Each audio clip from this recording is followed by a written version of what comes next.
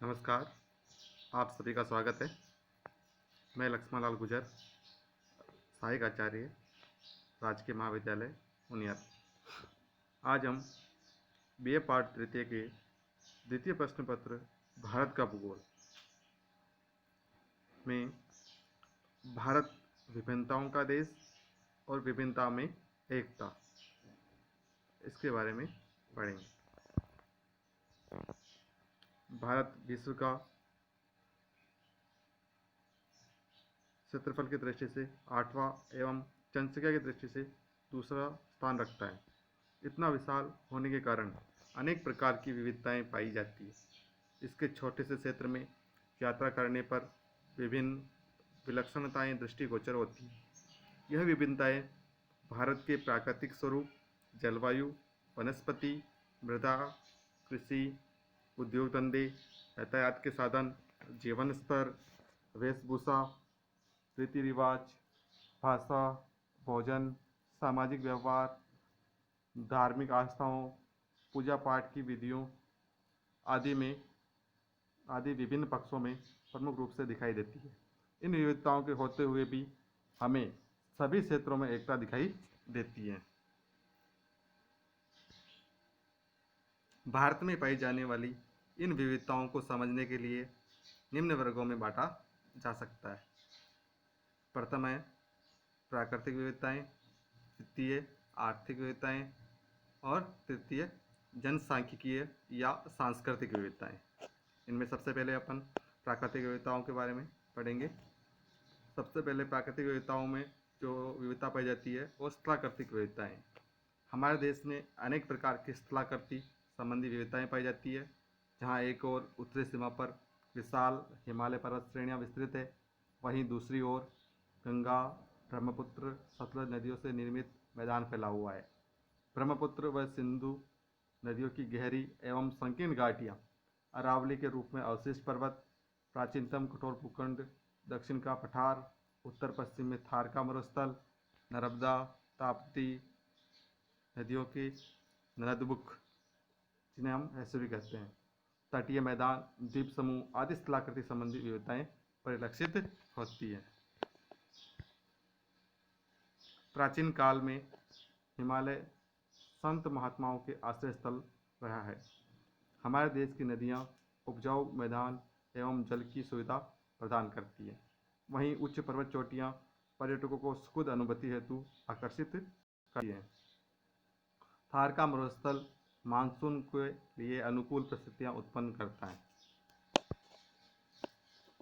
दूसरी जो विविधताएं हैं प्राकृतिक विविधताओं में, संरचनात्मक विविधताएं। संरचना की दृष्टि से भारत में सभी कालों की शैली पाई जाती है। गंगा, ब्रह्मपुत्र, सतलज नदियों के नवीनतम काप मिट्टी से विशाल मैदानों का निर्माण किया है। दक्षिण का प्रायद्वीपीय पठार प्राचीन कठोर चट्टानों से बना है, जहां अनेक प्रकार के खनिज पाए जाते हैं। अरावली, सतपुड़ा, विंध्याचल आदि प्राचीनतम पर्वत श्रेणियों में शामिल किया जाता है।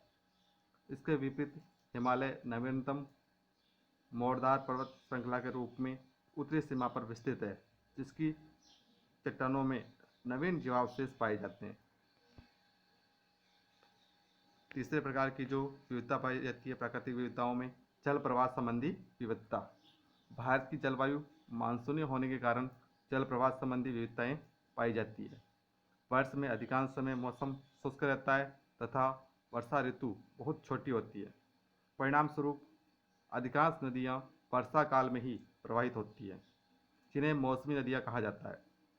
हिमालय एवं ऊंचे पहाड़ी भागों से निकलने वाली नदियाँ नित्यवाही होती है, क्योंकि शुष्क काल में बर्फ के पिघलने से जल प्राप्त हो जाता है। जहाँ एक और पश्चिमी मरुस्थल में अधिकांश जिले खारे पानी की, जिनमें सांबर, डीडवाना, लूणकरणसर, पंचपदरा आदि है, वहीं दूसरी ओर राजसमंद, जयसमंद, मीठे पानी के जिले स्थित हैं। चौथे प्रकार की जो विविधता पाई जाती है वो है जलवायु संबंधी विविधता। हमारे देश में जलवायु संबंधी अनेक प्रकार की विविधताएं पाई जाती है। ग्रीष्म ऋतु में थार के मरुस्थल में सर्वाधिक तापमान होता है, जो 45 डिग्री सेल्सियस से भी अधिक होता है, तथा जैसे जैसे दक्षिण एवं तटीय क्षेत्रों की ओर जाने पर तापमान कम होता जाता है। इन क्षेत्रों में तापमान 28 डिग्री से 30 डिग्री सेल्सियस के बीच रहता है। वहीं शीत ऋतु में उत्तरी भारत के कई हिस्सों में तापमान 0 डिग्री से भी कम हो जाता है। इसके विपरीत जैसे जैसे दक्षिण एवं तटीय भागों की ओर जाने पर तापमान बढ़ता जाता है और इन क्षेत्रों का तापमान 25 डिग्री सेल्सियस से 30 डिग्री सेल्सियस रहता है। अब तापमान का वायुदाब और पवनों से संबंध होता है। तापमान तथा वायुदाब में विपरीत संबंध होता है। इसलिए ग्रीष्म ऋतु में थार के मरुस्थल में उच्च तापमान के कारण न्यून वायुदाब तथा सागर तटीय क्षेत्रों में कम तापमान के कारण उच्च वायुदाब पाया जाता है। इसके विपरीत शीत ऋतु में परिस्थितियां विपरीत होती हैं। परिणाम स्वरूप ग्रीष्मकाल में पवनें स्थल से सागर की ओर परिणाम स्वरूप ग्रीष्मकाल में पवनें सागर से स्थल की ओर और शीतकाल में स्थल से सागर की ओर चलती हैं। इसी प्रकार भारत में वर्षा के मौसमी एवं क्षेत्रीय वितरण में भी अत्यधिक असमानता या विविधता देखने को मिलती है। जहां देश के अधिकांश भागों में लगभग 90% वर्षा ग्रीष्म ऋतु में होती है, वहीं शीत ऋतु में कुछ भागों में लगभग 10% वर्षा होती है। इस प्रकार वर्षा का क्षेत्रीय वितरण भी काफ़ी असमान पाया जाता है। जहां एक और मौसिनराम में वार्षिक वर्षा विश्व में सर्वाधिक 1300 सेंटीमीटर होती है, वहीं दूसरी ओर थार के मरुस्थल में यह औसत घटकर 5 सेंटीमीटर रह जाता है। पांचवें प्रकार की जो विविधता है, जलीय आवश्यकता संबंधी विविधता।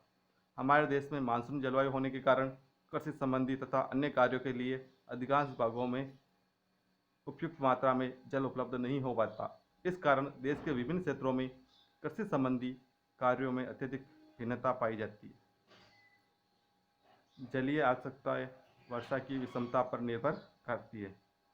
किसी क्षेत्र में औसत वार्षिक वर्षा का कम या अधिक मात्रा में होना वर्षा की विषमता कहलाती है। जिन क्षेत्रों में वर्षा की विषमता सबसे अधिक होती है, उन क्षेत्रों में जलीय आवश्यकता सबसे अधिक होती है और जहां वर्षा का औसत कम होता है, वहां वर्षा की विषमता सर्वाधिक पाई जाती है। जैसे किसी क्षेत्र में वार्षिक वर्षा का औसत 20 सेमी है, वहां किसी वर्ष में 30 सेंटीमीटर वर्षा हो जाती है तो विषमता धनात्मक 50% होगी। जबकि किसी स्थान की औसत वार्षिक वर्षा यदि 150 सेमी है तथा किसी वर्ष वहाँ 165 सेमी वर्षा हो जाती है तो वर्षा की विषमता केवल धनात्मक 10% होगी। इस प्रकार भारत के कुछ क्षेत्रों में बाढ़ें आती है तो अधिकांश भागों में सूखा पड़ता है। छठे प्रकार की जो विविधता है, मृदा संबंधी विविधता। हमारे देश में पाई जाने वाली मुख्य मृदाएं कांप, काली, लाल, पीली, भूरी, बलुई, चिक्का, लेटराइट आदि हैं। इन सब मिट्टियों की उर्वरक क्षमता में भी भिन्नता होती है। कांप व काली मिट्टी सबसे अधिक उपजाऊ मिट्टियाँ हैं। लेटराइट मृदा अपेक्षाकृत कम उपजाऊ होती है। बलुई मिट्टी जल अभाव के कारण कृषि कार्य हेतु उपयोग में नहीं आ पाती है। सातवें प्रकार की जो विविधता है वो है वनस्पति संबंधी विविधता। हमारे देश में प्राकृतिक विविधताओं के कारण विविध प्रकार की वनस्पति एवं वन पाए जाते हैं। उत्तरी पर्वतीय क्षेत्र में ऊंचाई पर नुकीली पत्ती वाले वन एवं निचले ढालों पर चौड़ी पत्ती वाले वन पाए जाते हैं। पश्चिमी घाट के पश्चिमी ढाल एवं उत्तरी पूर्वी भारत में सदाबहार वन पाए जाते हैं। शेष भारत के अधिकांश भागों में मानसूनी पतझड़ी वन का विस्तार है। शुष्क एवं अर्धशुष्क क्षेत्रों में क्रमशः कंटीले, घास आदि पाई जाती है। वहीं जैसलमेर का सम क्षेत्र तो वनस्पति रहित क्षेत्र है।